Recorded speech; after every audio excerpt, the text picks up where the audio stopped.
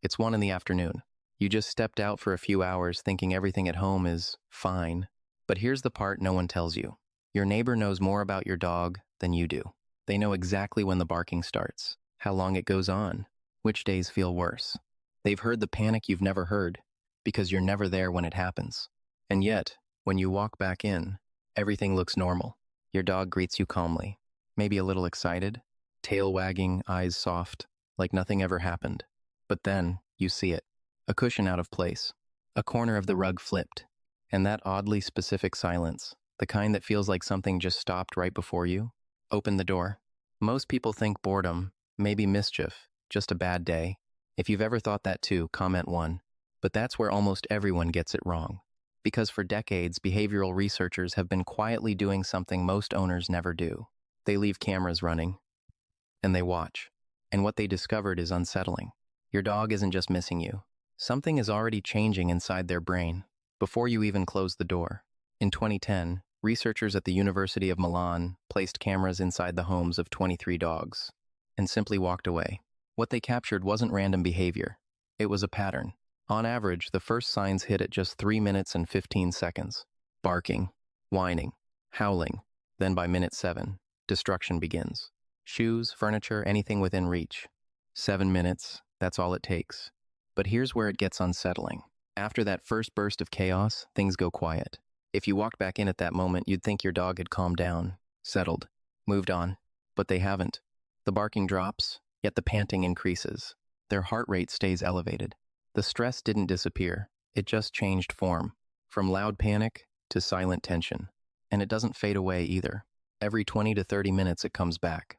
Another spike, another wave, then quiet again, then another. Not recovery, a loop.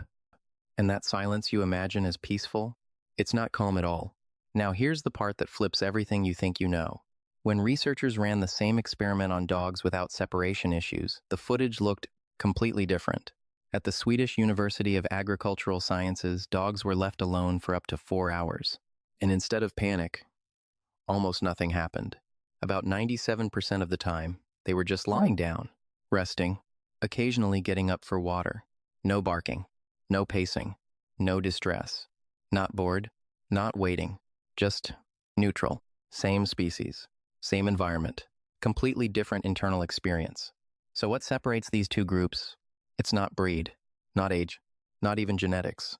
It comes down to one thing, what the dog has learned to expect when you leave. And that expectation changes everything. The stress doesn't start when you leave. It starts while you're still there. Back in the 1980s, veterinary behaviorists Borchelt and Voith found something that's been confirmed again and again. Dogs with separation anxiety begin reacting before the door even opens. Not when you leave, but when you prepare to leave. You check your phone, put on your shoes, grab your bag.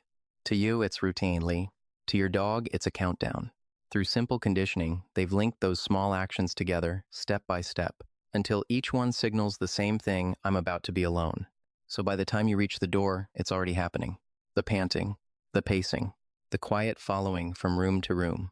Like they know exactly what's coming and are hoping, just this once, you won't go. And this is where a lot of common advice starts to fall apart.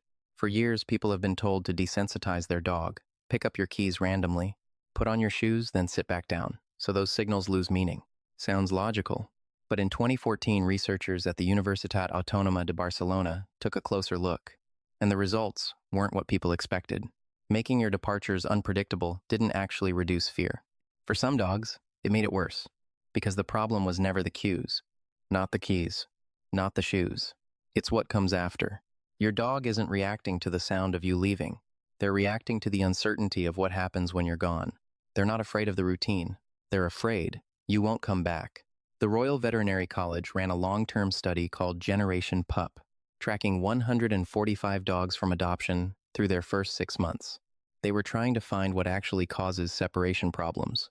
And the answer wasn't emotional goodbyes, not the long hugs, not the dramatic "I'll miss you" moments at the door. Those had no significant effect. What mattered was the return. Dogs whose owners came home saw damage and reacted with frustration.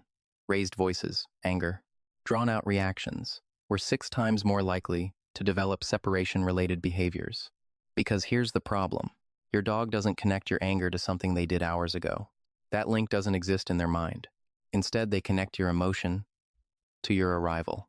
So over time, your return becomes something stressful. And now, think about what that creates. You leave, they panic. You come back, they brace themselves again. Two ends of the same experience, both loaded with stress.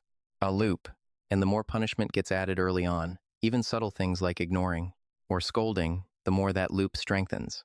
Not because your dog is bad, but because their brain is learning the wrong pattern. And then there's the advice almost everyone hears at some point: just get a second dog. It sounds reasonable. More company, less loneliness. But the research says otherwise. A 2021 study of 77 dogs found that males in multi-dog households actually vocalized more when left alone than dogs by themselves. Because this was never about loneliness in the general sense. It's about the absence of one specific person. You. A second dog doesn't solve that. It just turns one anxious dog into two dogs dealing with something completely different. This is the part almost everyone misses. Because your dog makes it easy to miss. You come home. The house is clean. Nothing destroyed. Your dog lifts its head calm, quiet, like nothing ever happened. So you assume everything was fine. But what if that calm isn't calm at all? Back in 1960s, psychologist Martin Seligman at the University of Pennsylvania ran a series of experiments that changed how we understand behavior. Dogs were exposed to situations they couldn't escape. Later, when escape became possible, many didn't even try. They just lay down. He called it learned helplessness, when the brain stops responding, because it believes nothing it does will change the outcome. But here's the twist. In 2016, Seligman revised his own theory. Passivity isn't something animals learn. It's what the brain defaults to under prolonged, inescapable stress. So when your dog stops barking after an hour alone, it hasn't calmed down. It may have stopped believing its actions matter, and it gets even more unsettling. A 2019 study found that severely anxious dogs sometimes had lower long-term cortisol levels than calm dogs, not because they were relaxed, but because their stress system had been running so long, it started to burn out, which means the dog that looks fine might be the one you should worry about most. And almost no one talks about this. In 2019, researchers at Linköping University in Sweden studied 58 dog owner pairs, measuring long-term cortisol through hair samples, capturing stress built up over weeks, not just moments. And what they found was striking. The levels were synchronized. Stressed owner, stressed dog. Calm owner, calm dog. But here's the key detail. It wasn't the dog influencing the human. It was the other way around. Your stress predicts theirs, which means your dog doesn't start those hours alone from a neutral state. They start already carrying something. So the time you're gone isn't just time alone. It's stress, stacked on top of stress. And that changes everything about how they experience your absence. And this is where the entire industry starts to look misleading. There are countless products promising to fix separation anxiety, pheromone diffusers, calming supplements, anxiety wraps, white noise machines. Most owners have tried at least one, and most will tell you it barely made a difference. Because almost all of them focus on the same thing, the hours you're gone. But that's not where the real problem lives. Studies on products like Adaptil found no meaningful improvement in barking, scratching, or heart rate. Leaving the TV on, no different than silence. Even puzzle toys can backfire.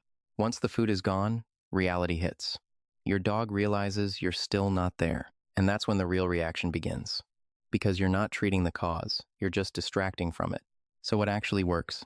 Not tricks, not distractions. Training your dog's expectation. The method with the strongest evidence is called graduated exposure, and it's almost painfully simple. You don't start with minutes. You start with seconds. Walk to the door, come back. Touch the handle, come back.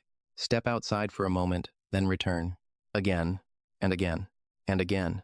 So slowly that your dog's nervous system never has a chance to spike. And yes, it feels ridiculous.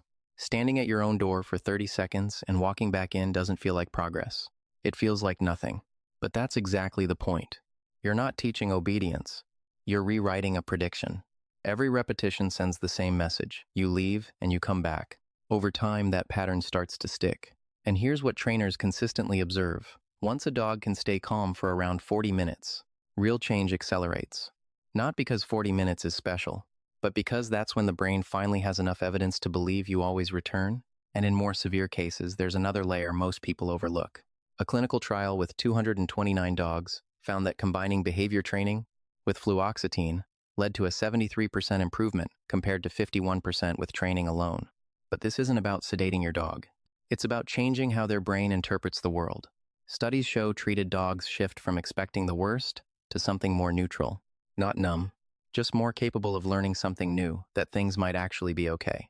So after 30 years of watching dogs through hidden cameras, a very different picture emerges. Some dogs wait quietly.